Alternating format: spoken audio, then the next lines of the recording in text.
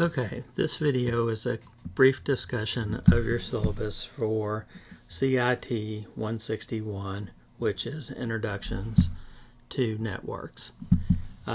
This is for the fall 2024 semester, and this class, section 1901, is a 100% online class.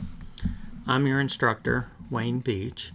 I have a detailed bio video on myself, which will appear in the Blackboard shell.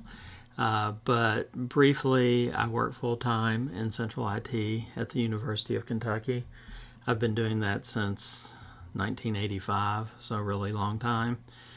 Also, for a long time, I've been an adjunct faculty member for first LCC, Lexington Community College, and then it became a part of BCTC in the early 2000s. But I've been teaching here since the spring 1999 semester. Related to teaching, when I was a graduate student, I taught some programming classes for computer science at UK, and one semester a while back I actually taught a graduate level library science course at UK. My email address and the best way to contact me is wayne.beach@kctcs.edu. The next thing we have is contact information for a couple of people in our division. The first is the coordinator, which is Dana Brown, and the second is our assistant dean, which is Lauren Campbell. I'm not going to read the syllabus to you word by word, but the first thing we have here is the official course description that appears in the course catalog. So if you haven't seen that, you can read through that. It talks about some of the things we'll be learning about this semester. And because this course is considered to have a lab component, this is a 4-credit-hour class. This is sometimes referred to as Cisco I because it is first course in Cisco's routing and switching sequence for the CCNA exam. Prerequisites: you have to have completed CIT 105 and at least Math 065 or a higher level math class. Prerequisite or co-requisite is 111. That means you've either had to successfully have completed 111 or be enrolled in it this semester along with 161. The learning outcomes, which used to be referred to as the course competencies, are listed here. Basically, what this list is if you participate in class, you do well on your assignments, you do your reading, etc., and end up successfully passing the class. This is a list of things that you should be able to explain and or do. Why does it matter? First off, CIT 161 is a required class for all CIT majors. So everybody has to take this at some point. The other thing too is, since this is the first of a series of courses for the CCNA, if you're in the networking option, after you take this class you would take Cisco II and Cisco III, which I think are 167 for Cisco II, I'm sure of that, and I believe it's 212 for Cisco III. And then it just has some information, again, of the different types of things you will be learning about in the class. As far as attendance and participation, since this is an online class, you will show attendance and participation by regularly checking your email, regularly logging into Blackboard, and completing all of your assignments on time. Next, we have information on the Student Accessibility Services Office. If a student feels they need an accommodation to be successful in a course, they talk to the SAS office and explain to them what's going on, and they will decide if an accommodation is needed. If an accommodation is needed, they will send me a formal letter identifying the student and what accommodations need to be made. So accommodations in the classroom are not worked out directly with the instructor. They're worked out with the Student Accessibility Services office. And right here at the end of that section, you have contact information for them. As far as class materials, this first part, the first two paragraphs, are standard wording from the syllabus telling you that you need a computer and that a Chromebook may or may not work for you. Probably will not work for you in this class. Mentions that BCTC has a loaner laptop program. If that's needed, you might check into that. And then what we have down here is specifically for this course. So we're going to be running a piece of software all the time called Packet Tracer. And Packet Tracer only runs on Windows, Mac OS, and Linux operating systems. So you either have to have a computer running one of those operating systems or a computer running a virtual machine running one of those operating systems. And of course you need a Blackboard account and an email account. And for the class in general and for the proctored exams, which we'll talk about in a bit, you need to have high-speed internet, a computer, a working webcam, and a working microphone.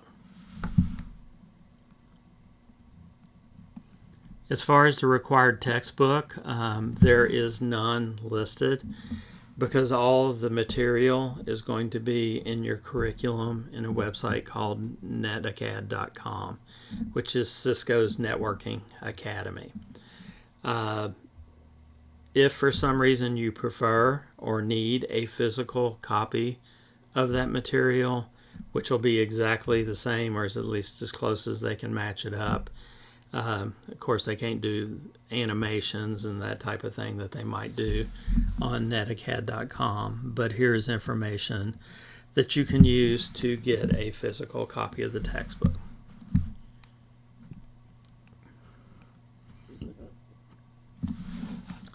Okay, some more course details. The first is related to attendance verification, sometimes referred to as no-show. Years ago, before there were online classes, the no-show policy was if a student enrolls in a class and they do not show up for at least one of the first two class meetings, they were considered a no-show and you remove them from your roster. With online classes, we had to come up with an attendance verification policy. And what that is we have to do some attendance verification activity.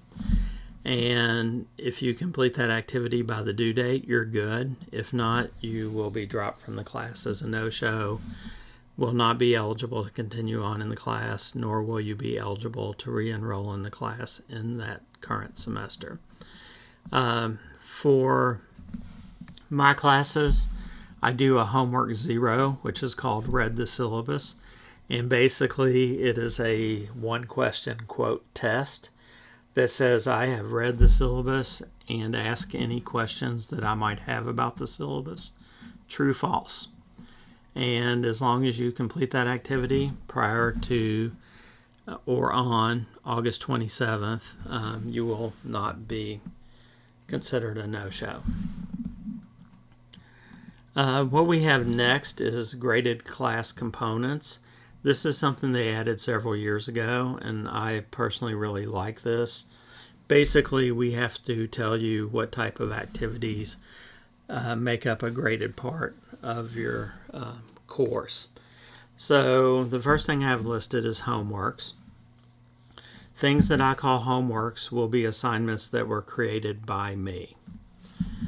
Next, we have Packet Tracer activities. These are files that you will download from netacad.com and then run them on your computer using that Packet Tracer software I talked about previously. You will have lots and lots and lots of Packet Tracer activities over the course of the semester. There will be an assignment pretty early on that will make sure that you have installed and are able to run Packet Tracer on your computer. There will be things called labs. These come also from the netacad.com curriculum. These, if we were an in-person class, would be intended to be done in the classroom on physical equipment. But when I assign these labs, we will either do them on your personal computer, using the web, and or possibly Packet Tracer for one or two of them. Cisco classes have what's called module group exams. These are multi-module quizzes over 2 or more modules from your curriculum, and these will be assigned and you will take them in the netacad.com website. And then finally, mention of exams. This course will have a midterm exam and a final exam. The midterm exam will be an exam that I make and administer through Blackboard. The final exam is made by Cisco and ultimately will be administered on netacad.com. You'll have to go through Blackboard to get to it, but it really is on netacad.com. These exams will be proctored. I noticed that I kept something in there about the testing center. Testing center doesn't really exist anymore. And if they are proctored, we will be using something called the Respondus lockdown browser, which we'll talk about here shortly. The other thing is, since we're talking about exams, Cisco classes have what they call the practice final. The practice final is an exam that is very similar in the number of questions and type of questions that you will be having on your real final. I think this is very important. I always assign the practice final, and what I do is I factor the score you make on your practice final into the average of your module group exams.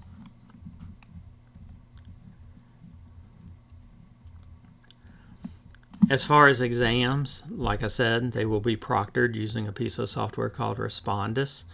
To use Respondus, you have to have the Respondus browser installed on your computer. You have to have high-speed internet, and you have to have a working webcam and a working microphone.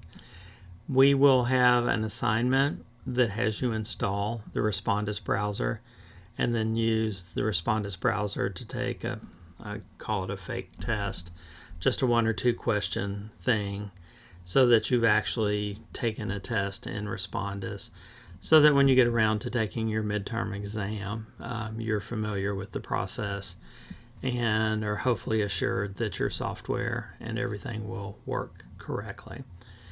I will assign an assignment to use Respondus probably 2 or 3 weeks before your midterm exam.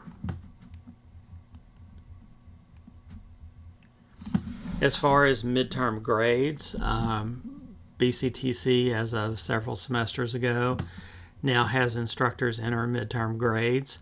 So it's a date in the middle of the semester. For the fall, it'll be in October, where we calculate your grades. And basically, it's if I had to give you a grade at that point in the class, what grade would I give you? Which gives you some indication of how well you are doing in the course. As far as final grade calculations, your module group exams and practice final, all averaged together, will make up 40% of your grade. Your Cisco online final exam will be 20%. Your midterm exam will be 20%. And then all the things that would be homework, like homeworks, labs, packet tracer activities, etc., will make up the final 20% of your grade. I use a traditional 90 to 100 as an A, 80 to 89 as a B, etc. grading scale. As far as makeup work or late work, I give assignments, I give due dates. assignments are due at 11:59 p.m. Eastern Time on the date they are assigned. If for some reason you're not going to be able to get an assignment in and you think you have a valid reason for that, you can talk to me about that and we'll discuss whether I will excuse it or not, whether or not there will be any penalty related to turning it in late, and if I do allow you to turn it in, what time frame do you need to complete it in. One note related to due times is BCTC is in the Eastern Time Zone. So all my assignments, when I give a due date of 11:59 p.m., I expect that to be Eastern Time. So if you are, for example, in Owensboro, that means your assignments are going to be due at 10:59 p.m. Withdrawal policies. You may be in your first or second semester of BCTC and may not be familiar with this, but basically up to the midterm date, if you choose to drop a class, you can simply go into PeopleSoft and drop that class. If it's after that due date, you have to have instructor permission. One exception may be if you're dropping all of your classes, that may not require each individual instructor's permission. But there are faculty members who will tell you, don't even ask me after the midterm date, because I will not allow you to drop. Whatever grade you get is what you get. I have the kind of other extreme. I feel that the decision to withdraw from a class is a personal decision. We may talk about, is that really the right decision for you? But ultimately, if you do decide you need to drop the class and ask me to allow you to drop, I will do that. The other super important thing is this has to be done by the end of the day, the last day of classes. That is regular coursework, not finals week. And they're pretty hardcore on that. Years ago, I had a person that asked me to drop a class, that last day of class, Friday at 6 p.m. And the deadline was 5 p.m. And I told the student if the registrar's office would allow them to withdraw, I was okay with that. And a little after 8 a.m. on Monday, we got the answer back, which was no, student missed the deadline. So unfortunately, the student ended up getting an E in the class. As far as email, all emails you send, whether it be personal, work, or school related, should have a meaningful subject. Something like help is not a meaningful subject. For this class, I will ask that you put CIT 161 in the subject, along with a good subject explaining what the issue is. So I've given you an example here of CIT 111 problem with PKA 2.3.4. So I know you're in my 161 class. I know what you're having problems with. It also allows me to go back if I'm doing things related to CIT 161. I get a lot of email, so I could go in and say, show me all my emails that have 161 in the subject, and be able to find your email and possibly other students. In bold, partially capitalized, do not use the Blackboard messaging system. There are several problems with that. The first is I may not see it as quickly as I would see an email.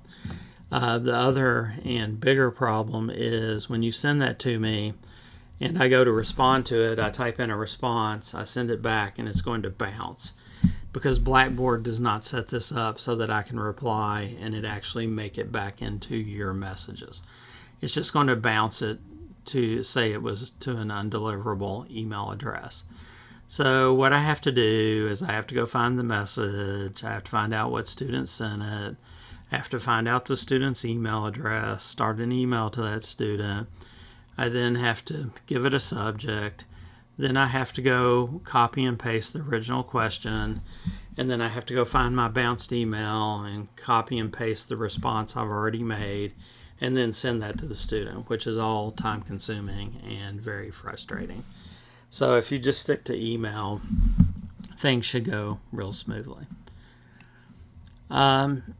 General resources, this should be in all of your syllabus, but here's some things that you might need to be familiar with or information you need to locate to be successful.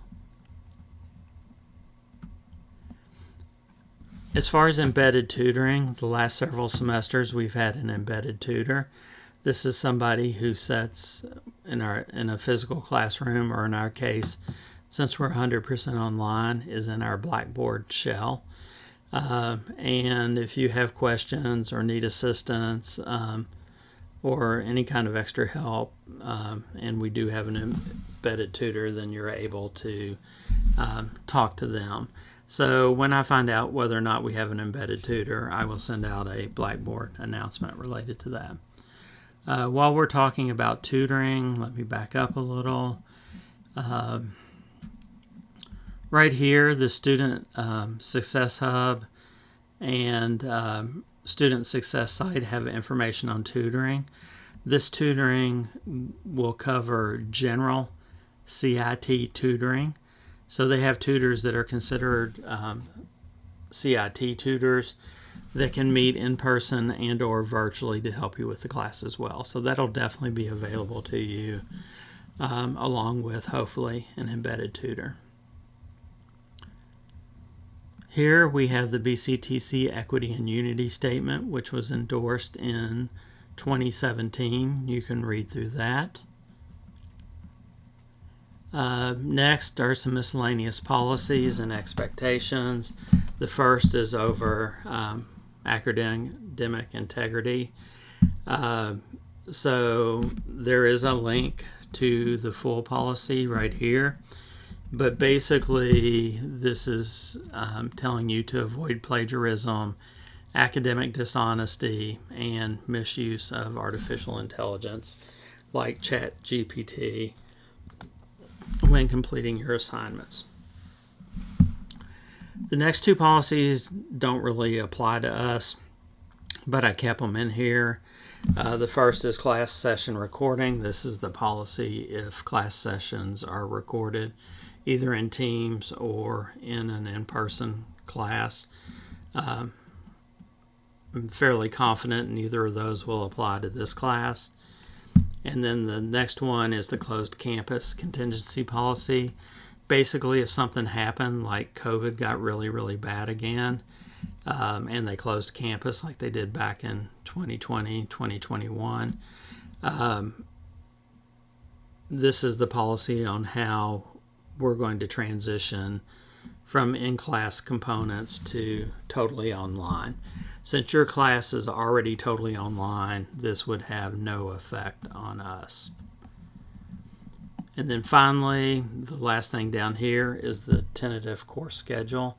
I've taught this class for many, many semesters, so it should be fairly accurate to give you some idea of what we're doing. One thing to note here is in week 8 is our midterm exam.